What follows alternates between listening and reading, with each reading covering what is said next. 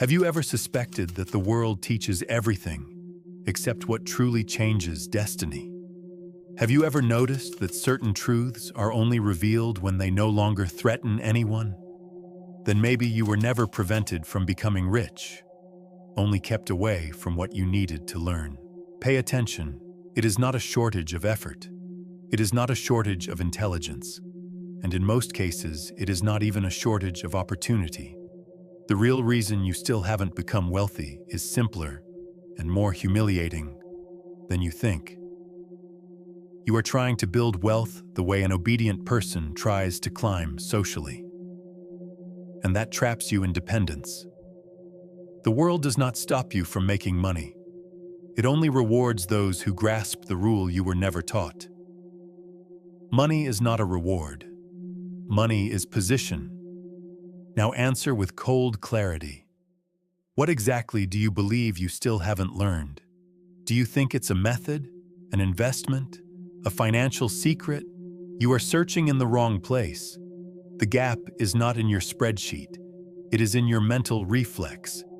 Because as long as you believe wealth comes from doing more, you will keep doing what everyone else does and arriving at the same outcome as everyone.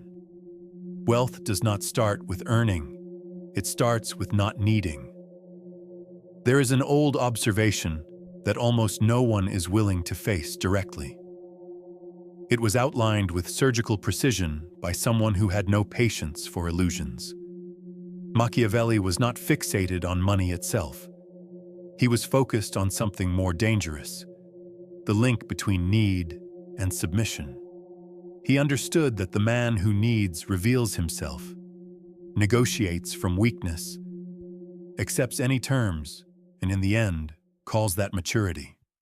And the system favors that man because he is predictable, he is useful, he is exploitable. And that is precisely why he does not become wealthy.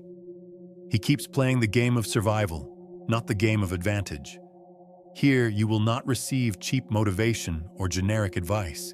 You will receive a key, a mental law that, when it clicks, changes your perception of money forever. And when you finally understand what is missing, you will realize something uncomfortable. Most people will never become rich because they cannot tolerate learning this. Those who understand this mechanism can no longer pretend they do not see it. And that changes everything. But before you try to rise, you need to face what keeps you on the ground.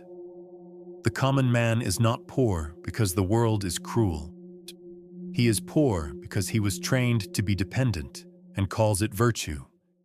He learned from an early age that money responds to effort, to good intentions, to blind discipline, that all it takes is hard work and the universe rewards you.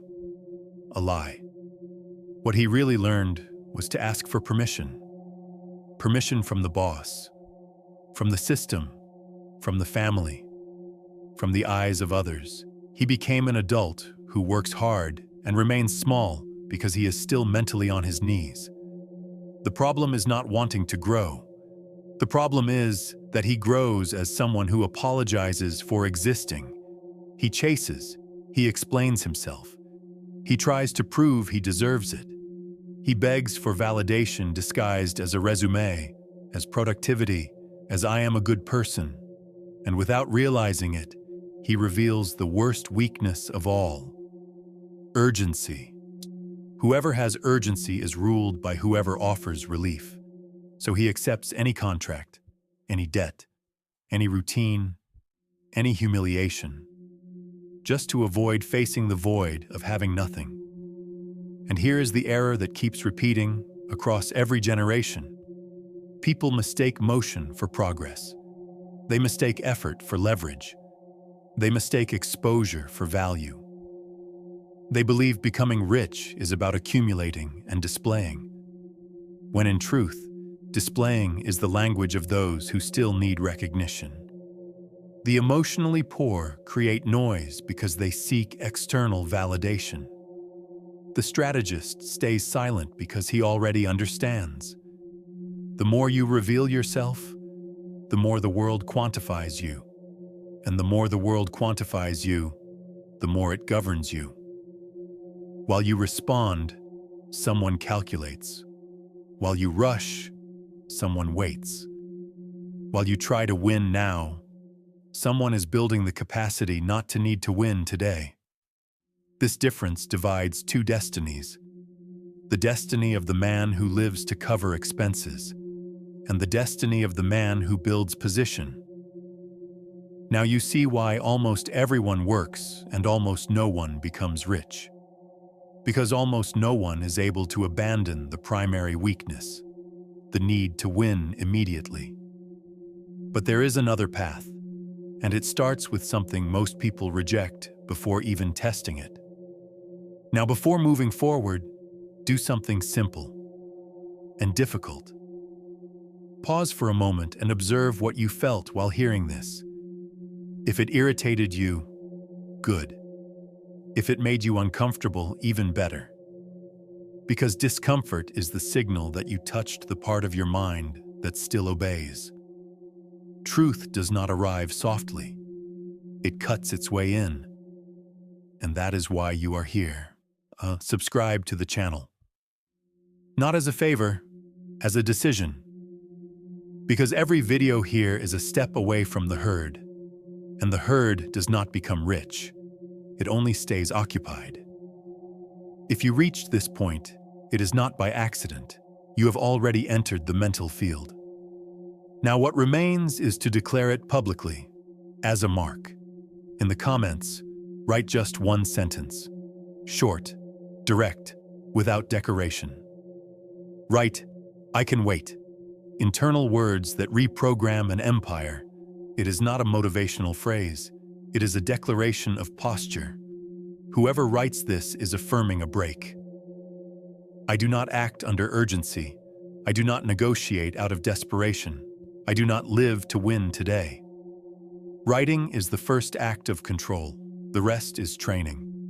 And now that you have marked your territory, here comes the law that was missing throughout your entire life. Here is the law you were missing, and it has nothing to do with financial tips. Money does not flow to those who work hard. It flows to those who control need. Most people do not understand this because they were taught to idolize effort. But effort is the fuel of subordinates. Those who work hard may be admired, but admiration does not pay for power. The logic of money is colder. It moves toward where there is margin, control, and time. It runs from urgency. It avoids desperation. It respects those who can refuse. Machiavelli saw the structure behind gestures. He understood that need is an invisible leash. Whoever needs too much becomes governable, and the governable are always exploited. By bad contracts, by debt, by promises, by leaders, by routines that drain energy, by choices made under fear. Poverty is not only low income, it is low autonomy. The poor are those who cannot wait. And because they cannot wait, they buy high, sell low, and accept little. They chase money like someone chasing oxygen, and no one negotiates with respect with someone who is suffocating. The rupture here is brutal. You can be earning well and still be poor. If your entire life depends on the next inflow, you do not have wealth. You have income. And income without autonomy is just a leash with shine. Most people confuse this and spend decades thinking they are rising. But rising is not earning more. Rising is needing less. And now comes the part most people resist accepting. Money does not move toward those who see it as salvation, because anyone who needs salvation kneels, and those who kneel lose the ability to refuse. Without the ability to refuse, you have no control over any negotiation, not at work, not in relationships, not in investments, not in the market. You become predictable, and predictable people are easily consumed. This is the hidden arithmetic. The capacity to wait creates advantage. The capacity to say no defines value. The capacity to lose a battle without collapsing creates respect. That is why the wealthy are rarely the ones who work the hardest. They are the ones who rely the least. It is not necessarily about intelligence. It is about not being held hostage. They can postpone decisions. They can walk away from deals. They can withdraw for a period. They can allow the other side to sit with their own anxiety. And money, being both cowardly and opportunistic, always gravitates toward the side that has patience and time. So understand this: as long as you feel the need to win today, wealth will remain out of reach, because wealth is tied to time, not impulse. And there is only one way to shift this. You must turn your life from a structure of urgency into a structure of margin. This is where theory turns into behavior.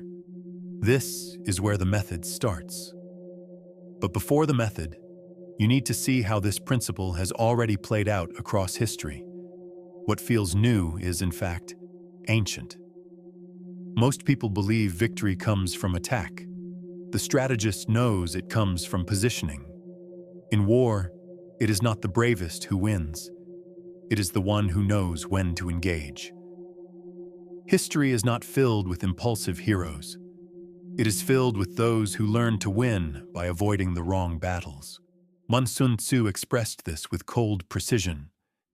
The greatest victory is the one that requires no fight, not out of pacifism, but out of understanding cost, understanding exhaustion, understanding that fighting every battle is the quickest path to losing the war.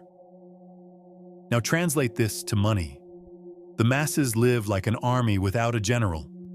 They respond to every pressure, run to every urgency, accept every monthly battle. Every bill becomes a war. Every unexpected event becomes panic. Every month becomes survival. And whoever lives like this does not build wealth. They only build exhaustion. Because he needs to win today, needs to earn now, needs to close this month. And that need is exactly what makes him predictable and controllable. The financial strategist, on the other hand, operates like a general who chooses the battle. He does not enter disputes out of ego. He retreats without shame. He waits without anxiety. He understands that whoever has time has a weapon. When the market enters hysteria, he does not run along. When the world demands speed, he slows down. When everyone wants to prove something, he disappears. And this is not romanticization. It is mental engineering. Here is the image you need. Two men looking at the same opportunity. The ordinary man asks, "How much do I earn today?" The strategist asks, "How much power of choice does this give me in 6 months?" One lives off immediate victory. The other lives off accumulated advantage. One enters battle on impulse. The other avoids combat to preserve energy and choose the moment of attack. The first exhausts himself. The second grows. And here is the point that changes perception. Whoever needs to win today always loses tomorrow, because he pays any price to survive. The general who enters every battle may even win some, but inevitably breaks. The general who knows how to wait, preserves resources, reads the terrain, and when he attacks, there is no response. Money works the same way. It does not reward bravery. It rewards those who can say, "I can wait," because waiting is the opposite of needing, and needing is the opposite of wealth. This is the historical root most people do not see. The secret is not in working more. It is in controlling the pace so the world does not dictate your decisions. It is not glamour. It is strategic discipline. And strategic discipline applied to money has a name: margin. Now comes what really matters: the method, not theory. Structure. Now, the method. Not something shallow, not a clever line, A method is structure. You don't become rich because of a tip. You become rich when your life stops operating as a system driven by urgency. The goal is not to make more money right away. The goal is to build a mental and practical condition that allows you to wait. Because when you can wait, you decide. And when you decide, you negotiate from above. First, remove the tyranny of the present moment. Urgency is a hidden tax.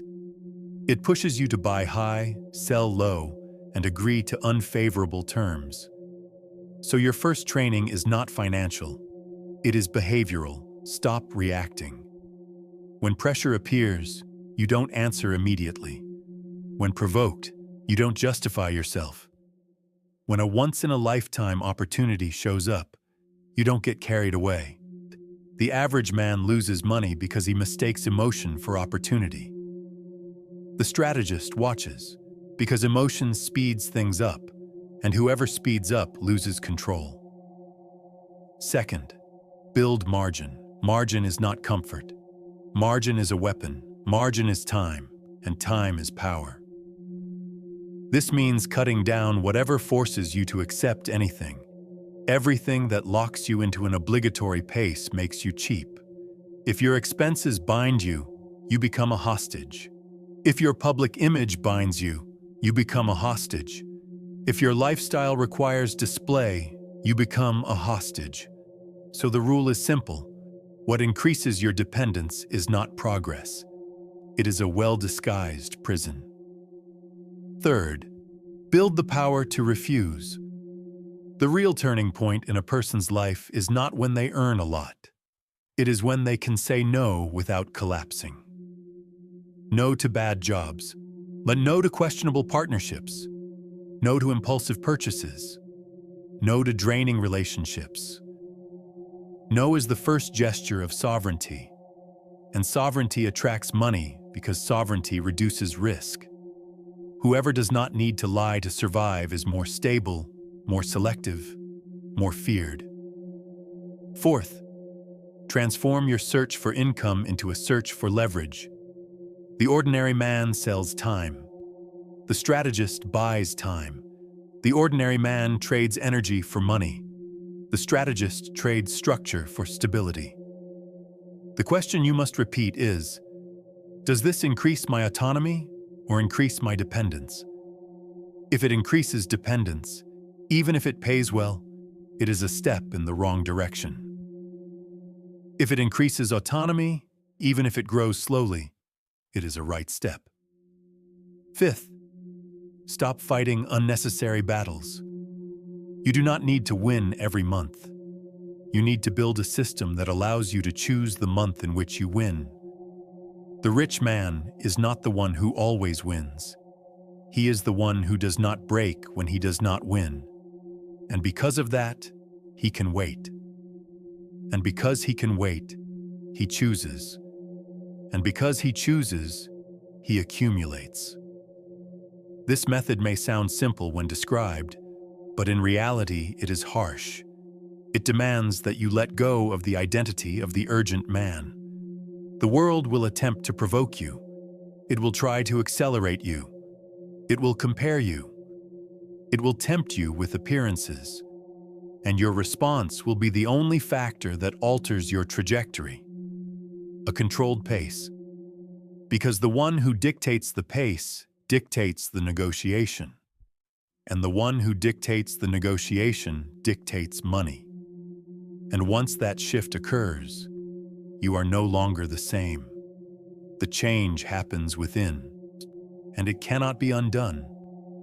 This transformation is not about feeling better. It is about becoming immune to pressure. It is about entering a state where external urgency no longer makes decisions for you. You continue to work. You continue to build. You continue to grow. But now your growth is no longer driven by desperation. And that single difference reshapes everything around you. People start to notice that you do not react like them. That you do not move at their speed. That you do not undervalue yourself. There comes a point when you realize, through experience, that wealth is a byproduct of calm. Not emotional calm sold by self-help. Structural calm. The calm of someone who has room to maneuver. The calm of someone who can say no. The calm of someone who has nothing to prove. And when you reach that level, money changes its role. It stops being a savior and becomes an instrument. You do not worship it. You handle it. You do not chase it. You position yourself. And this is where the game shifts. Because the one who does not need is the one who is chosen. The one who does not beg is the one who earns respect. The one who can wait begins to acquire opportunities that the urgent cannot even perceive. Most people remain trapped in the short term. You step out of it. You move into a space almost no one reaches, the domain of time. And within that domain, money is no longer something to chase. It is the outcome. But understanding is not enough. You need to seal this now. Because what is not declared is not real. Now you know. The truth you were missing was not a secret investment. It was a change of position. Money does not respond to merit. It responds to autonomy. It responds to control of pace. It responds to those who can say no. And as long as you need to win today, you will continue accepting the world's conditions and calling that destiny. Repeat the mantra because it is not a phrase, it is posture. I can wait. Whoever can wait does not bend. Whoever does not bend negotiates from the top, and whoever negotiates from the top does not live on scraps. If this law cut through you, leave your mark in the comments. Not for me, for you. To register the breaking point, and from now on, observe the world through another lens. When someone rushes you, they want to control you. When someone pressures you, they want to cheapen you. When someone provokes you, they want your reaction, and you will respond like a strategist, not with impulse, with time. The training continues in the next video, but the law has already been delivered, and if you understood it, you will not return to being the urgent man. Because whoever learns to wait never chases money again. Money learns to follow. Comment, subscribe. The next videos are already on the screen. Continue your mental training.